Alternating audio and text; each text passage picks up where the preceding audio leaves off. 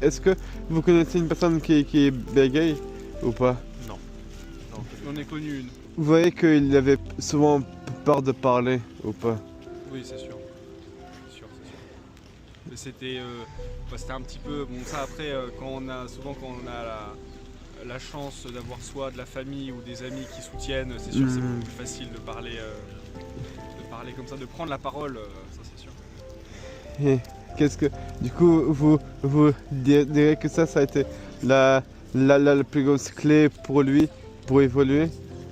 Ou vous pensez que ça a été autre chose? Il n'y a pas de recette universelle, chacun a ses propres raisons. Et à sa propre façon de passer à autre chose. Mais je dirais que oui, prendre confiance en soi et pouvoir parler à des gens qu'on ne connaît pas, comme ce que vous êtes en train de faire d'ailleurs, c'est vrai que je pense que ça fait partie de ce qui permet de sortir de ça. Oui, ok.